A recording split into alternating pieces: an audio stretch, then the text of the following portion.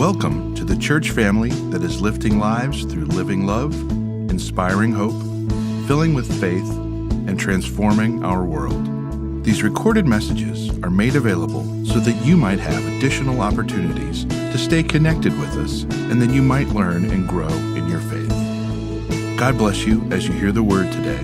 And now, the message.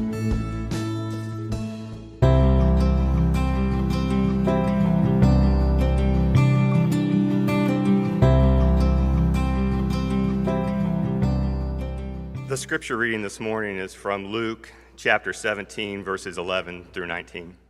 Now on his way to Jerusalem, Jesus traveled along the border between Samaria and Galilee. As he was going into a village, 10 men who had leprosy met him.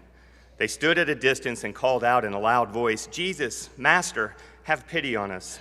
When he saw them, he said, "Go, show yourselves to the priest." And as they went, they were cleansed. One of them, when he saw he was healed, came back, praising God in a loud voice. He threw himself at Jesus' feet and thanked him, and he was a Samaritan. Jesus asked, "Were not all 10 cleansed? Where are the other 9? Has no one returned to give praise to God except this foreigner?"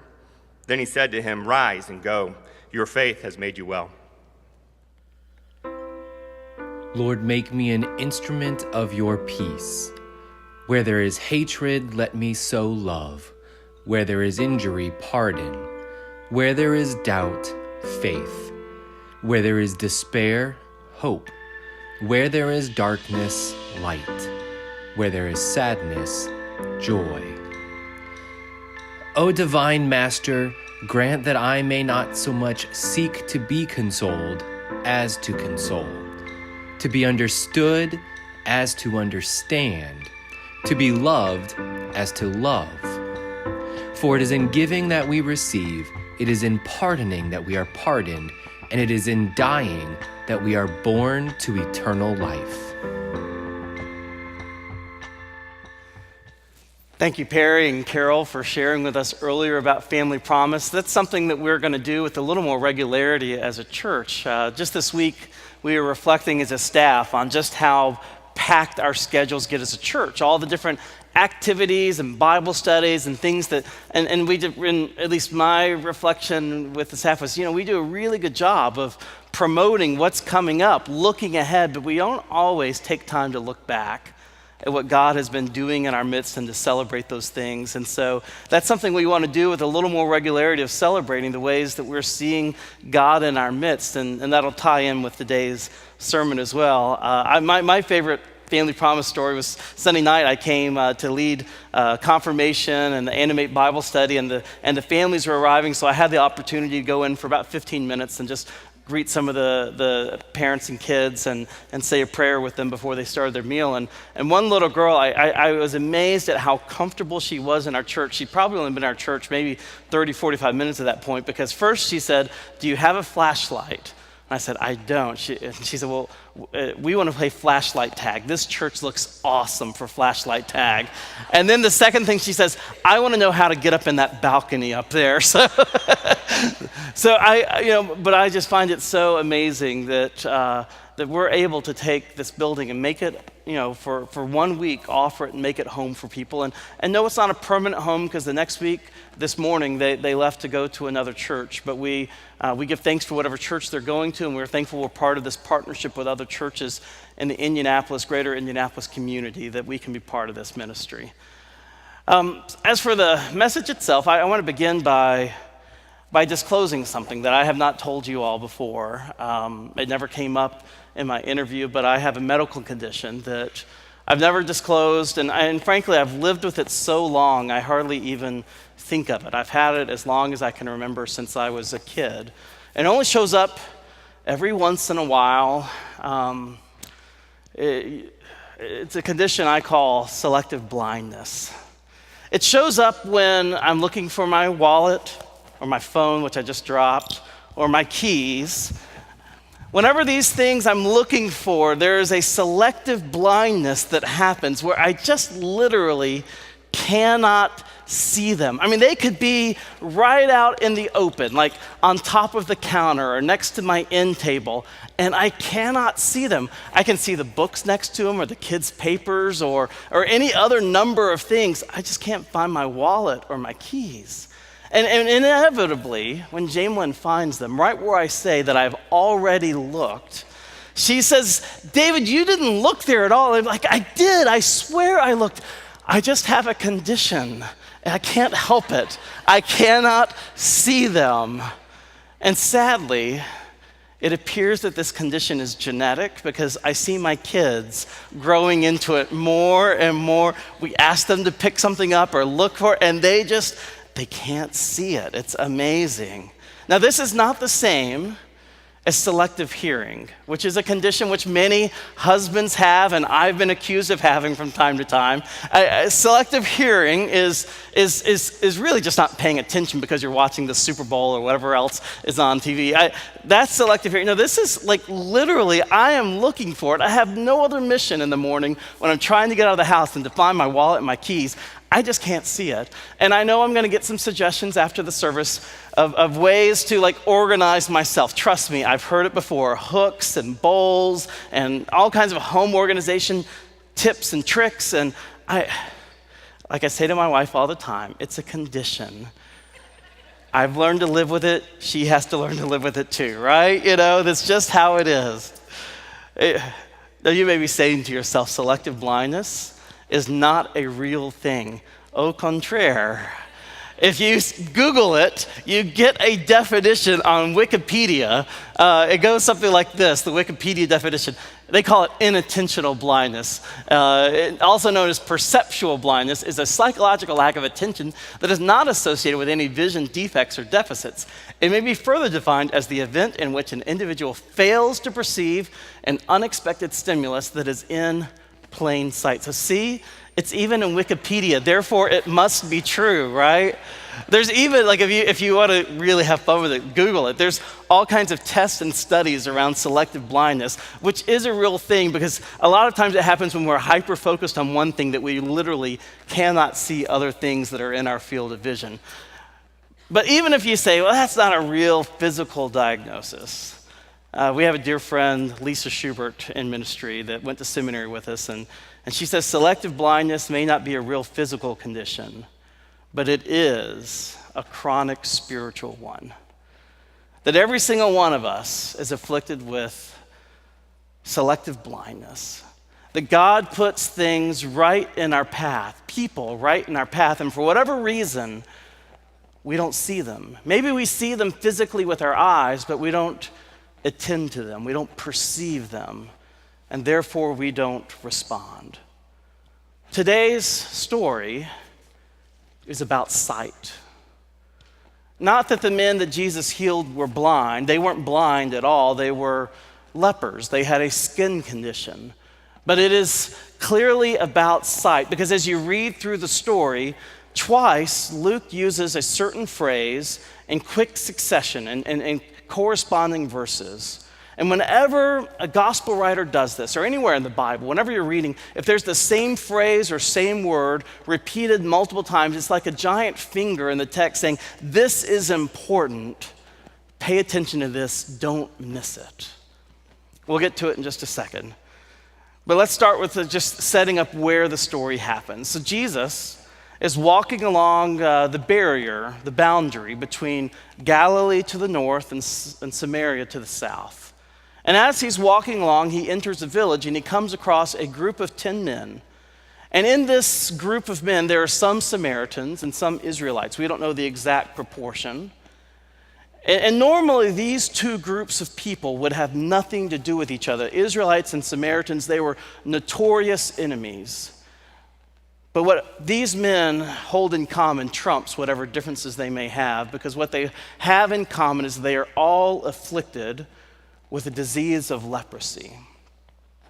Now, I wanted to kind of get a sense of, show you pictures of what leprosy looks like, so I Googled leprosy. And I'll be honest, almost all the pictures I saw were far, far too graphic to put up on a screen. I mean, they were brutal, some of them, to look at. The cleanest version I could find was this image from Game of Thrones, which isn't leprosy at all, it's grayscale. But that's the closest I could come.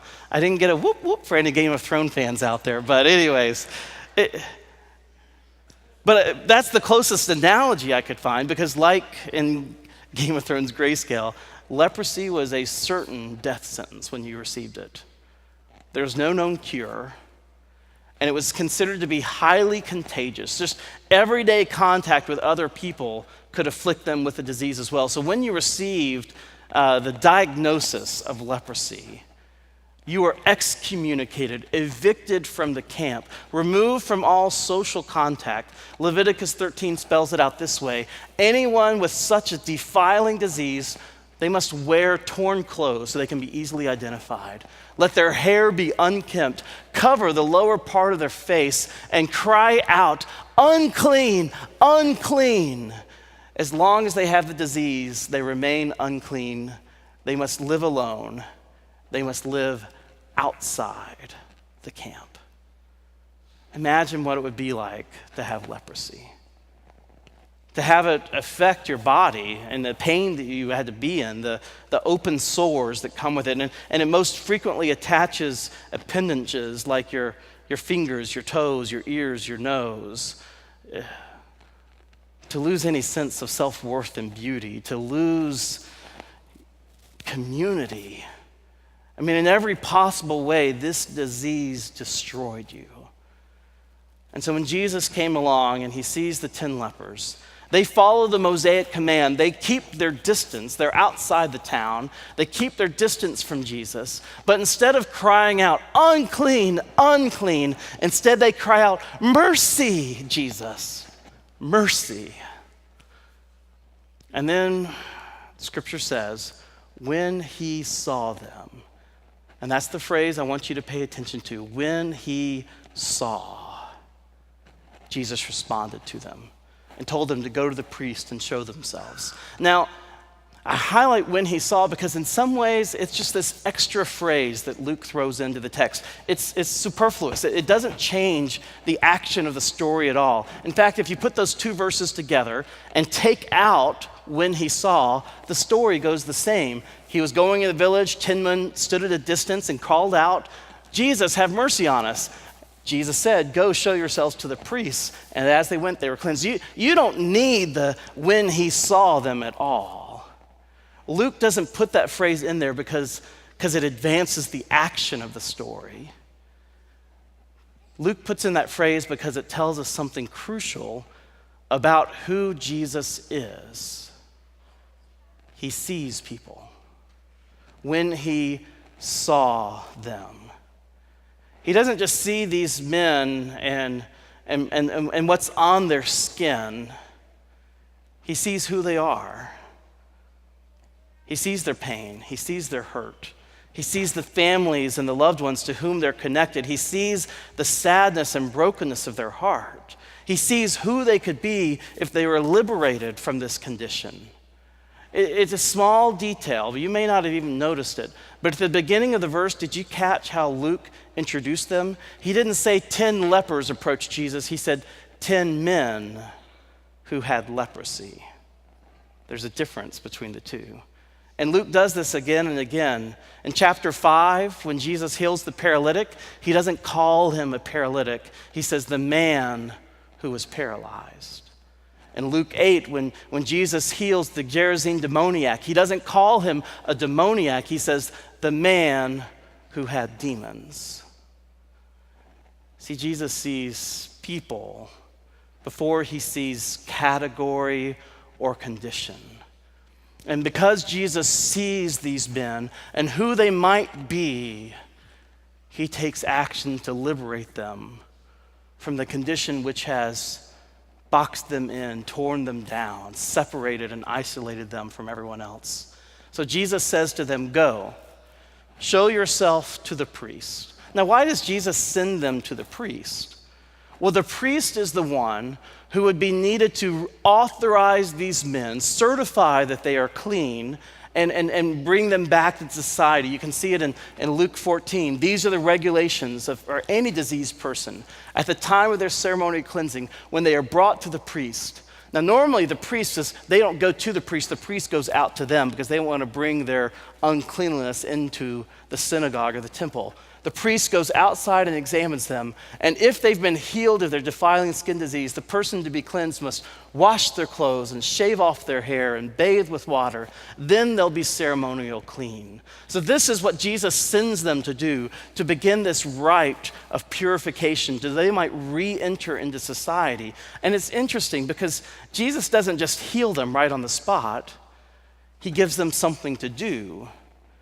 And it takes some faith to believe that between their encounter with Jesus and their encounter with the priest, that something is going to change in their condition. They have to go and walk, and as they are going, they are healed and cleansed. This is consistent with the way a lot of miracle stories happen in the Bible, that there is always a small step of faith required before God brings his power to bear.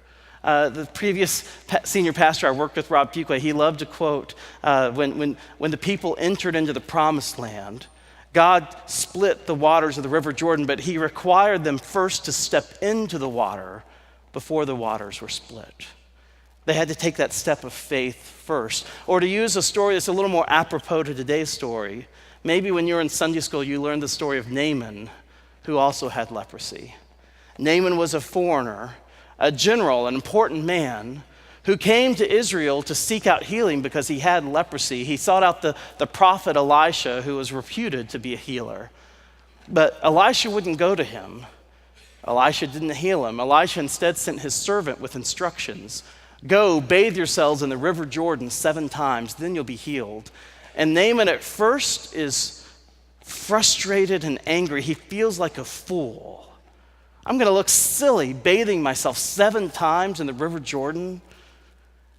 It is his servant who speaks up and says, you've come this far, why not go this little bit extra? But that's the point.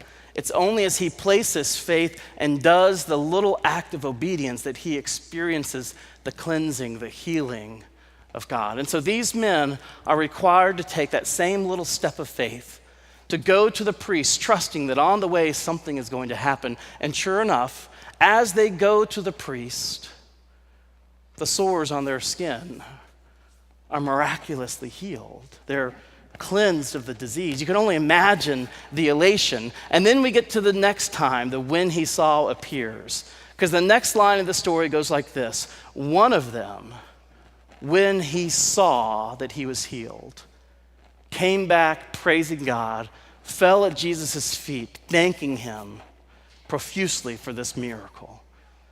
One of them saw.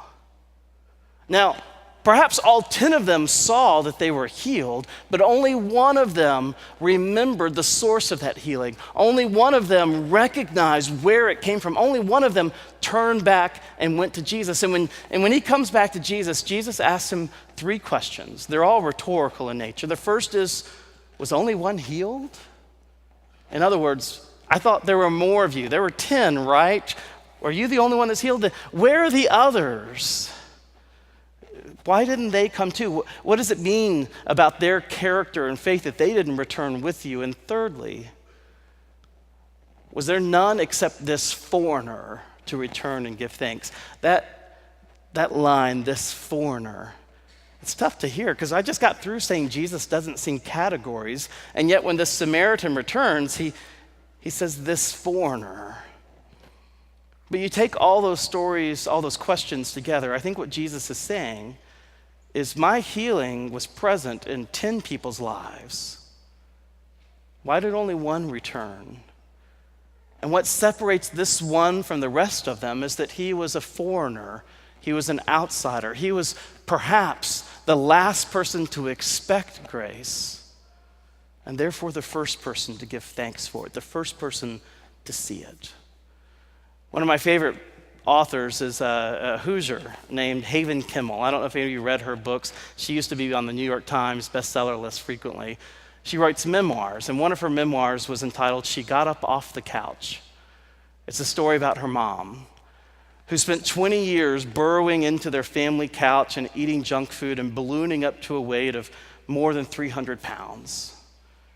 And one day, after years of depression and psychologically beating herself down, the mother decides to get up off the couch and to go to college. And that turns out to be the transforming event in her life, this decision to go to college. And so after years of working through school and struggling through, and she finally gets to graduate, she schedules a meeting with I can't remember if it was the president or the dean of the university. And on her way there to meet with the president or the dean, she trips and falls and she bloodies her nose and tears her dress. And it's one of those things where she thinks, I should probably just cancel this meeting I look terrible. I'm a sight to behold. But she goes ahead and meets with the president and the dean anyway, and she walks in a frightful mess. And she tells blubbering her story about where she was and what it meant to her to go to college and what it means to her to get the degree. And when it's all done, the president or the dean, he doesn't know how to respond. He doesn't know what to say. And she just says, I just wanted to be the one who returned. I mean, think about that.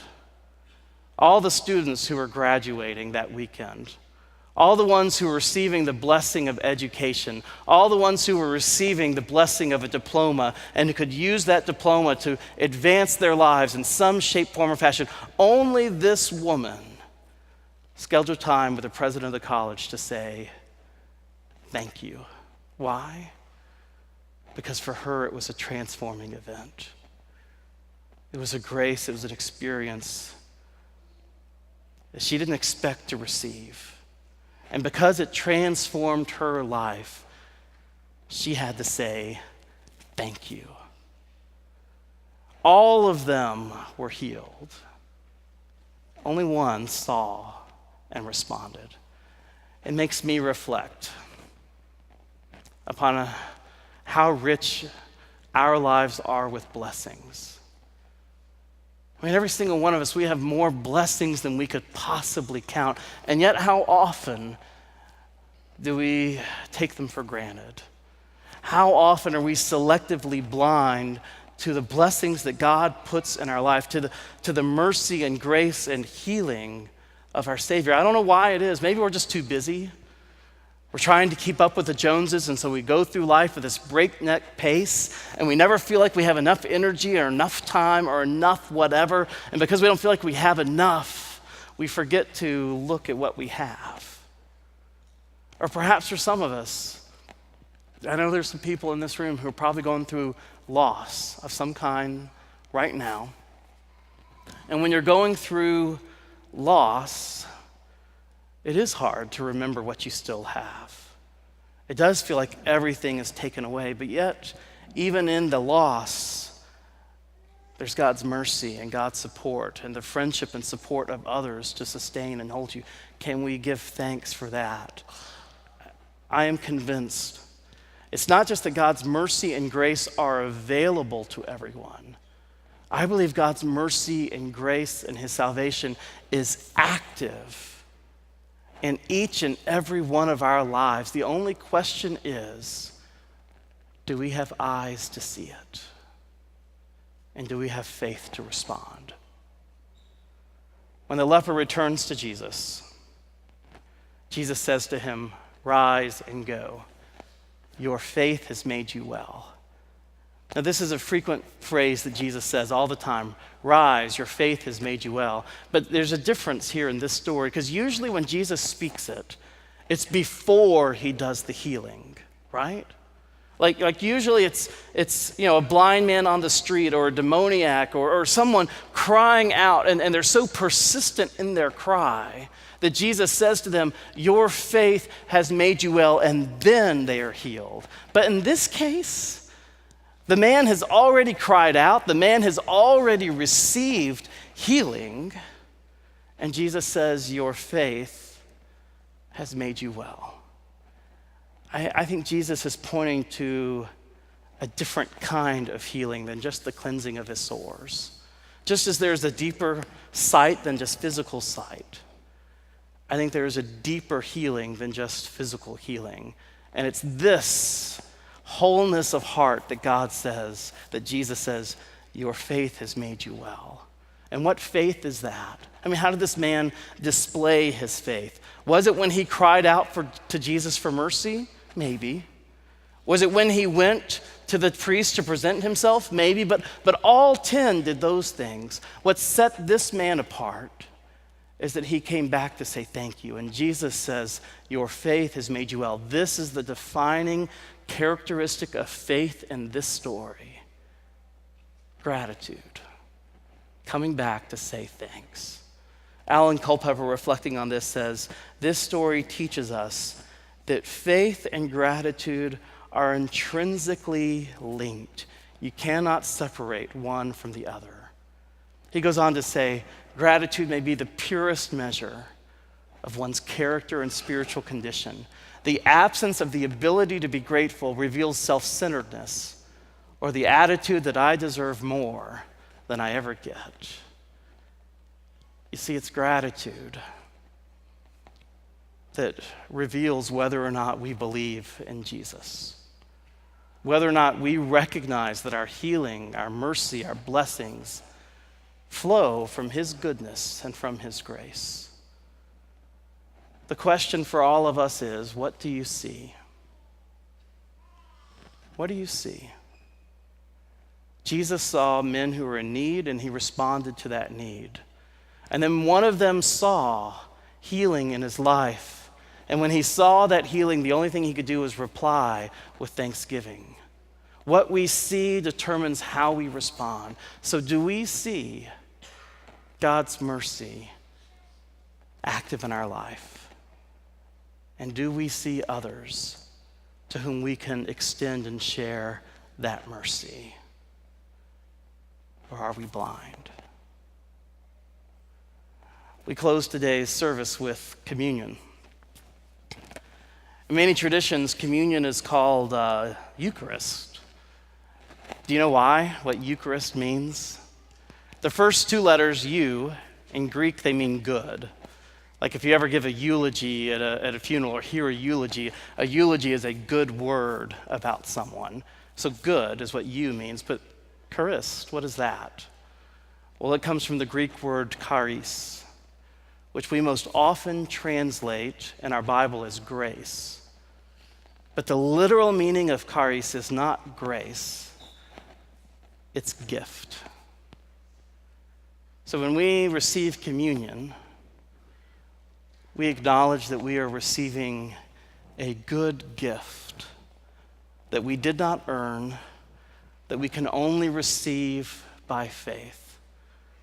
That while we were yet sinners, Christ showed his love for us in that he was willing to die for us. He was willing to take bread and say, this is my body broken for you, and to take a cup and say, this is my blood shed for you. This is my sign of unconditional love for eternity and eternity.